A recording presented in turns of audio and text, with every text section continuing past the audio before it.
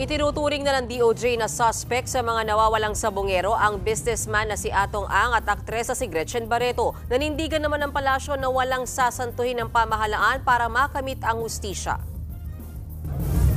Matapos masangkot sa kaso ng mga nawawalang sabongero kasama na sa iimbestigahan ng Department of Justice ang businessman na si Atong Ang at aktres na si Gretchen Barreto. Sila ang itinuturong nasa likod ng mga nawawalang sabongero ayon sa pahayag ng whistleblower at isa sa mga akusado na si Julie Dondon Patidongan alias Totoy.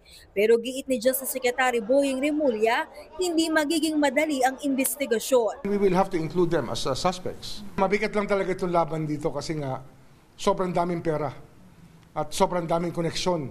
Sa ngayon, aaralin muna ng prosecutors ang mga ebidensya laban kina Ang at Barreto. So that we will know what cases to file properly. Kasi syempre may specific cases yan na kinakailangan magkaroon ng elements ng crime na pwede namin i-prove as prosecutors. May ideya na raw ang DOJ kung saan eksaktong lugar sa Taal Lake ang pwedeng sisirin para mahanap ang labi ng mga nawawalang sabongero. Bukod sa DOJ, handa rin daw makipagtulungan ng National Bureau of Investigation o NBI sa PNP sa paglutas sa kaso ng mga missing sabongero. Sakaling matagpuan daw ang labi ng mga sabongero, magsasagawa raw ang NBI ng forensic examination.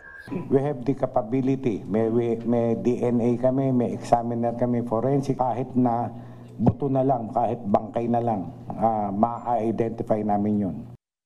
Sabi naman ng Malacanang, depende pa sa magiging investigasyon ng DOJ kung gagawing state witness si alias Totoy. Ang sigurado raw, walang sasantuhin ang pamalaan sa investigasyon sa mga nawawalang sabongero. Sino man, anumang katayuan sa buhay, kung sila man ay personalidad na kinikilala, wala pong sisinuhin ang Pangulo at ang administrasyon. Kung may dapat na panugutan, dapat lamang pong maimbestigahan na mabuti para mabigyan ng hustisya ang mga pamilya ng sinasabi nating missing sabongeros. Nagbabalita mula sa Frontline, Camille Samonte, News 5. Mga kapatid, Mean Los Baños po, huwag magpahuli sa mga balita at impormasyong dapat ninyong malaman. Para sa mas malawak na balitaan at diskusyon, mag-follow at mag-subscribe na sa social media pages ng News 5.